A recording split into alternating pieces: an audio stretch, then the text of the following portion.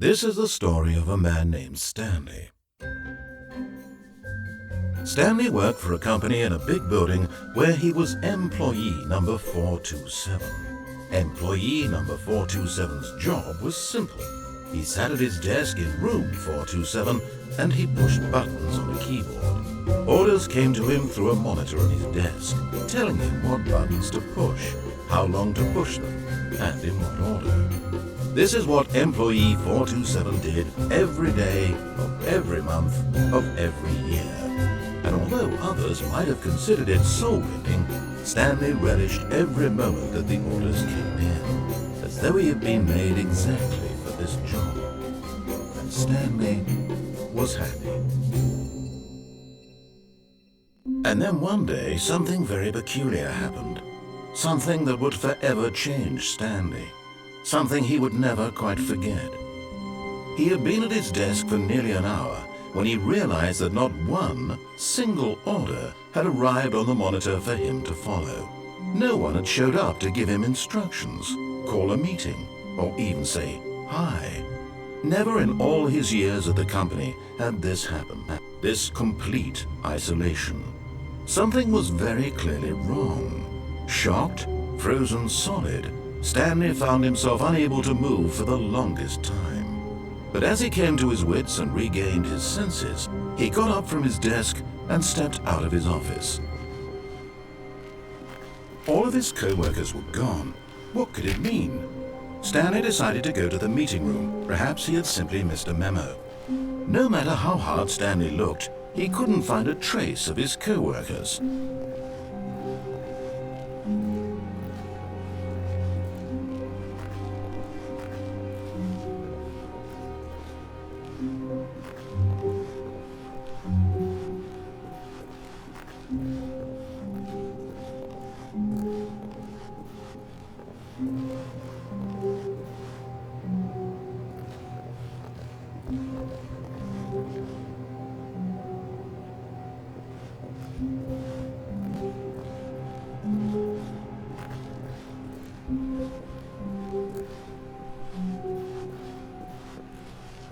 When Stanley came to a set of 2 open doors, he entered the door on his left.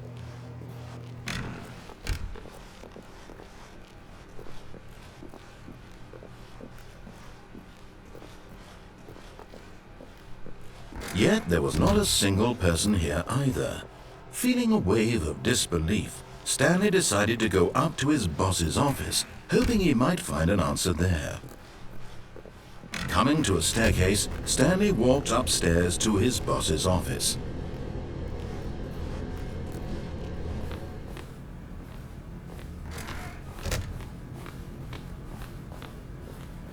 Stepping into his manager's office, Stanley was once again stunned to discover not an indication of any human life. Shocked, unraveled, Stanley wondered in disbelief who orchestrated this, what dark secret was being held from him. What he could not have known was that the keypad behind the boss's desk guarded the terrible truth that his boss had been keeping from him. And so the boss had assigned it an extra secret PIN number, 2845. But of course, Stanley couldn't possibly have known this. Yet incredibly, by simply pushing random buttons on the keypad, Stanley happened to input the correct code by sheer luck. Amazing. He stepped into the newly opened passageway.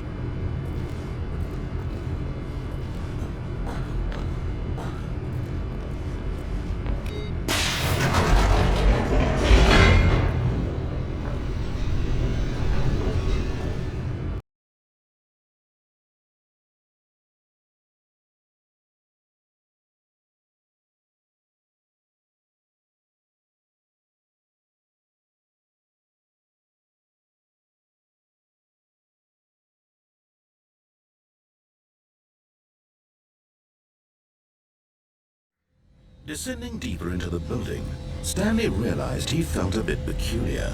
It was a stirring of emotion in his chest, as though he felt more free to think for himself, to question the nature of his job. Why did he feel this now? when for years it had never occurred to him. This question would not go unanswered for long. Stanley walked straight ahead through the large door that read Mind Control Facility.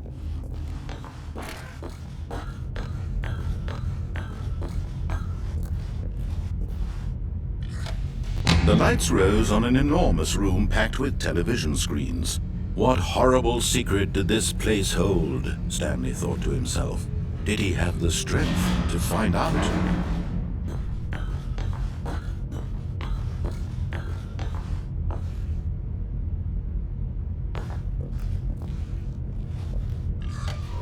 Now the monitors jumped to life, their true nature revealed.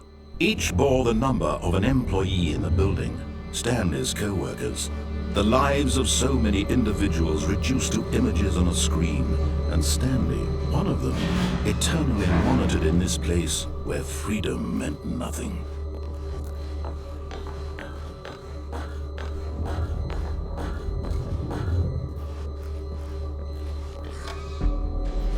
This mind control facility, it was too horrible to believe. It couldn't be true.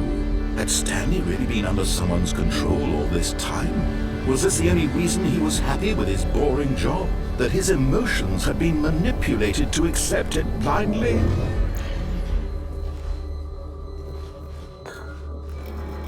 No, he refused to believe it. He couldn't accept it. His own life in someone else's control? Never! It was unthinkable, wasn't it? Was it even possible? Had he truly spent his entire life utterly blind to the world?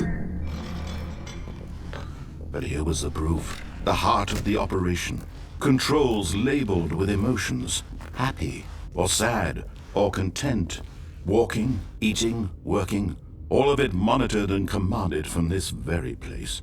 And as the cold reality of his past began to sink in, Stanley decided that this machinery would never again exert its terrible power over another human life. For he would dismantle the controls once and for all.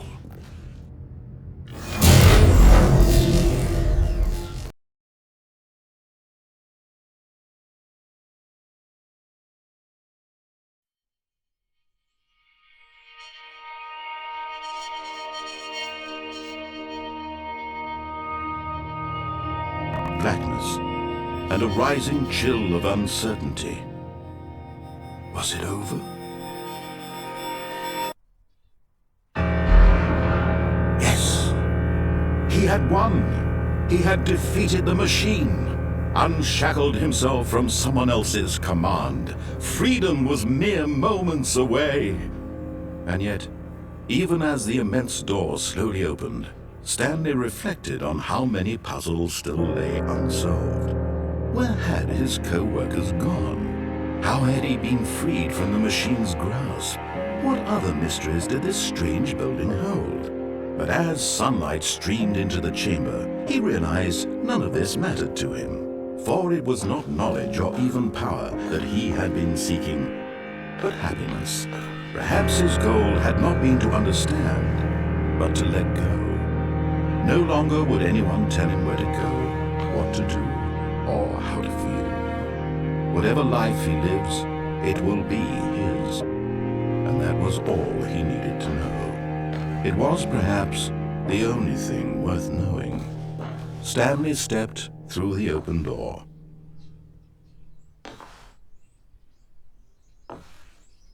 Stanley felt the cool breeze upon his skin, the feeling of liberation, the immense possibility of the new path before him. This was exactly the way, right now, that things were meant to happen.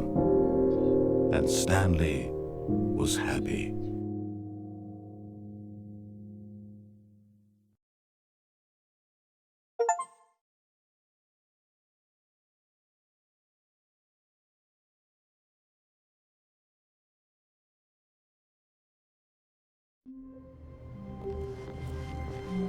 All of his co-workers were gone.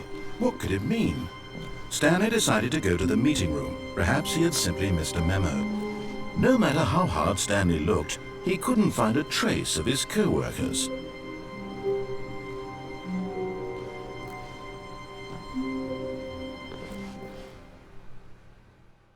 At first, Stanley assumed he'd broken the map, until he heard this narration and realized it was part of the game's design all along. He then praised the game for its insightful and witty commentary into the nature of video game structure and its examination of structural narrative tropes. So, now that you're here, what do you think? Isn't this a fun and unique place to be? Why don't we take a minute just to drink it all in? Okay, I'm over it now. What do you think? Are you sick of this gag yet? Ah, then in that case we'll continue. But now, here comes the real question. What do you think would have happened if you had told me that you wanted this to stop? Do you think it would have been particularly different? Would I have taken the same idea but rephrased it superficially to fit that answer? Perhaps you never would even have thought of it if I hadn't brought up the issue in the first place. Oh, now think about it. Will it be worth it for you to restart and then come back here just to do the other option? Clearly, this whole gag takes some time. What if the other option is even longer? How long will you spend in total just to have heard all the narration? Oh, and this is rich. Perhaps you've just played the other option, and now you've come to see what happens in this one. So, what do you think? Which choice was the better one? Imagine if you had selected Continue on your first playthrough, how tantalizing it would be not knowing what happens when you pick the other option. Indeed, you are one of the lucky ones. Though if the other option is really miserable to listen to, then perhaps you're not. In fact, I'm just going to say that no one who's listening to this is lucky. Well now, I've built up the other options so much that I'm going to stop talking and leave you to your decision whether to come back here, continue with the game, or just sit in this spot forever and ever. Cheers.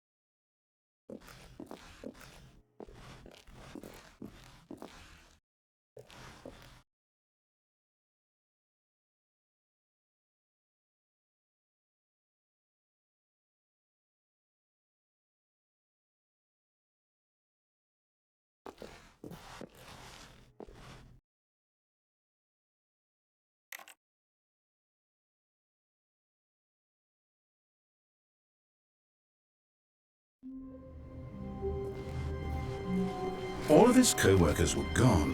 What could it mean? Stanley decided to go to the meeting room. Perhaps he had simply missed a memo. No matter how hard Stanley looked, he couldn't find a trace of his co-workers. At first, Stanley assumed he'd broken the map, until he heard this narration and realized it was part of the game's design all along. He then praised the game for its insightful and witty commentary into the nature of video game structure and its examination of structural narrative tropes. So, now that you're here, what do you think? Isn't this a fun and unique place to be? Why don't we take a minute just to drink it all in? Okay, I'm over it now. What do you think? Are you sick of this gag yet?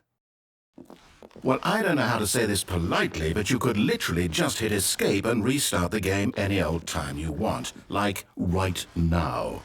You could have done it just then. Now would also be an appropriate time to quit. Any of these points and so many, many more, all of them are appropriate. I'm enjoying what seems to be an internal conflict going on where you are literally unable to act on your own desires to restart the game. So, just to push the envelope, I'm going to try and make this as miserable as possible and see how long you can maintain.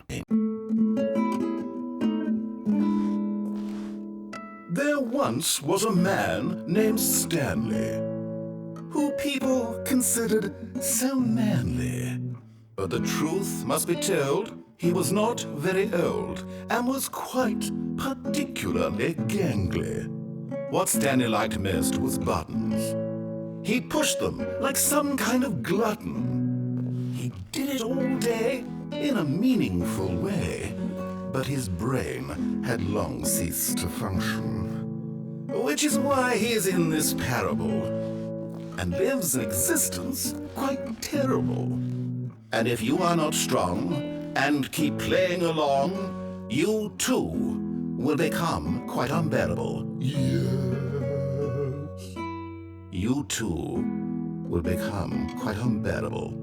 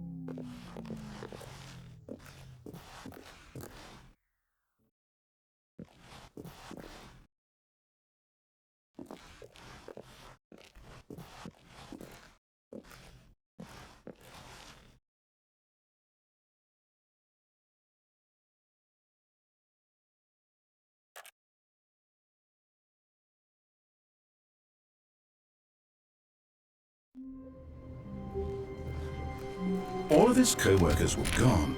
Oh, please. Are you really just doing this for the achievement? Click a door 5 times. Is that all that you think an achievement is worth? No, no, no, no, no. I can't just give these merits away for such little effort. A measly 5 clicks. Now suppose you were to click the door 20 times. I would say that's the kind of effort that warrants recognition. I have to say I'm still not feeling the satisfaction of witnessing true effort for a noble cause. Perhaps 50 clicks will do it. Yes, almost certainly 50 clicks.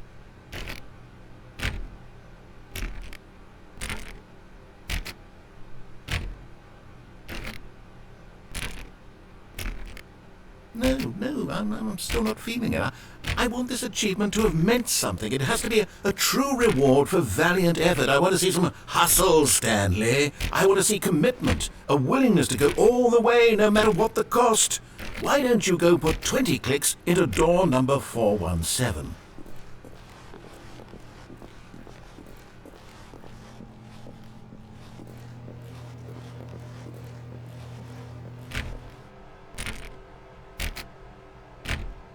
Oh, great. Now, go click a few times on door 437.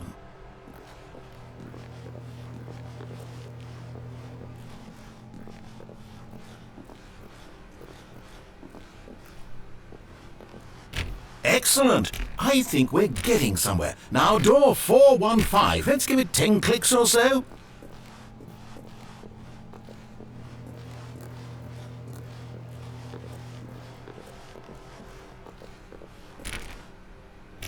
Now, back to door number 437.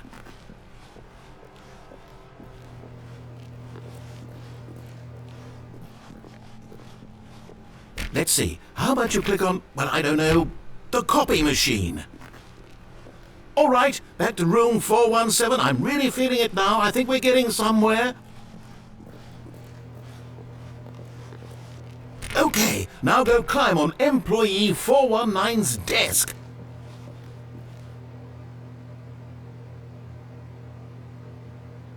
Yes! This is great! You're putting it all on the line, Stanley. I like that. All right, let's keep it up. Go give me a few clicks on door 416.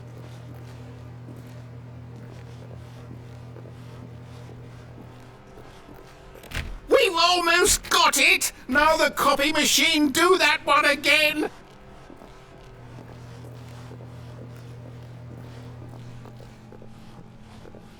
Finish it off, Stanley! 5 clicks on door 430! Yes! We did it! Oh, wow. That felt amazing. Oh, you really earned it, Stanley. Nothing could hold you back. Yes, I'm very proud of how far we've come today. Just think, only a few minutes ago you believed an achievement was worth 5 little clicks. Really now, what were you thinking?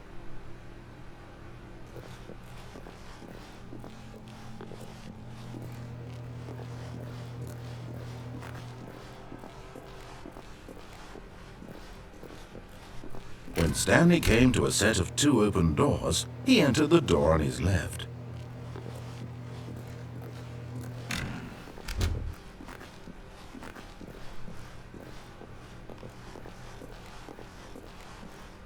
Yet there was not a single person here either. Feeling a wave of disbelief, Stanley decided to go up to his boss's office, hoping he might find an answer there.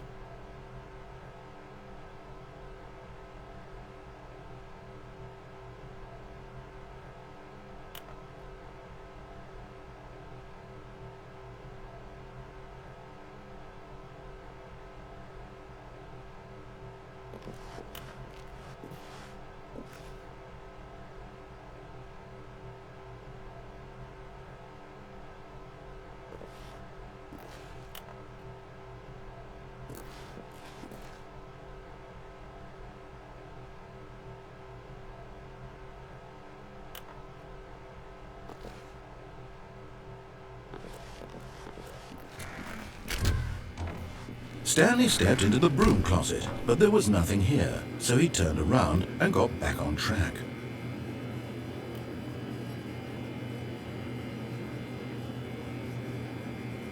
There was nothing here. No choice to make, no path to follow, just an empty broom closet. No reason to still be here.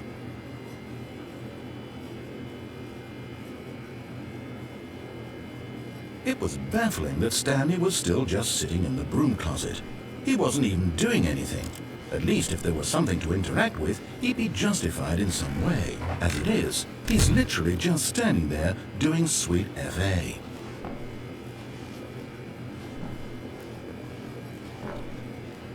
Are you really still in the broom closet? Standing around doing nothing? Why? Please offer me some explanation here. I'm genuinely confused.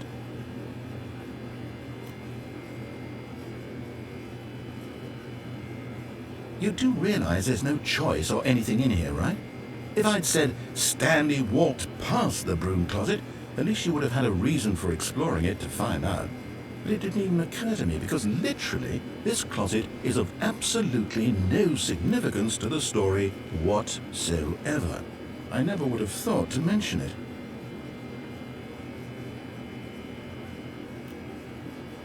Maybe to you this is somehow its own branching path.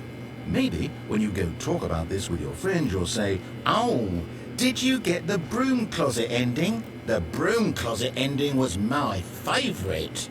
I hope your friends find this concerning.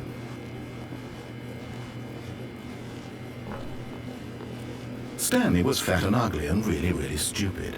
He probably only got the job because of a family connection. That's how stupid he is. That or with drug money. Also, Stanley is addicted to drugs and hookers. Well, I've come to a very definite conclusion about what's going on right now. You're dead.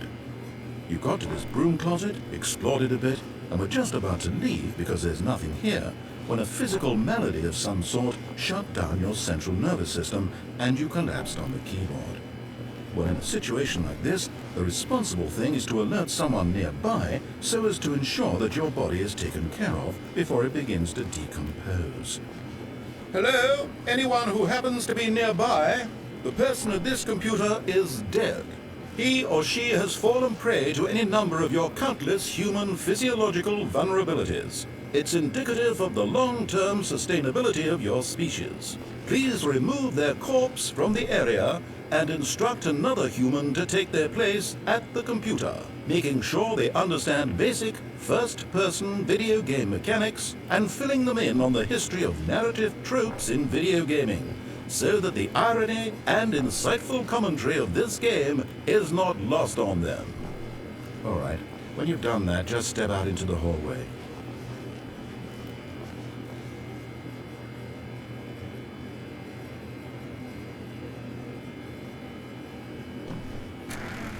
Ah, second player. It's good to have you on board. And coming to a staircase, Stanley walked upstairs to his boss's office.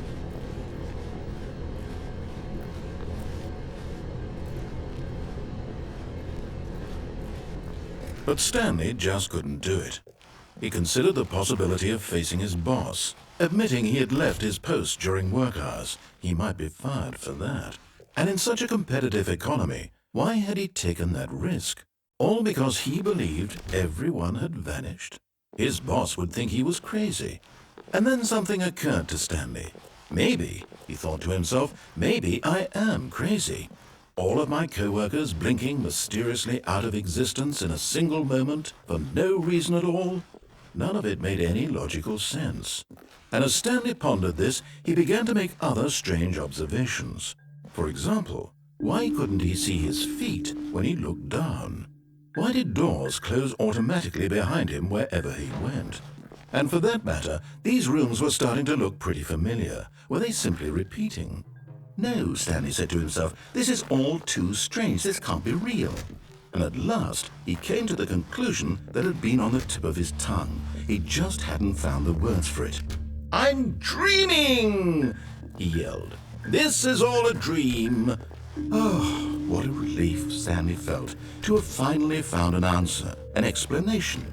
His co-workers weren't actually gone. He wasn't going to lose his job. He wasn't crazy after all.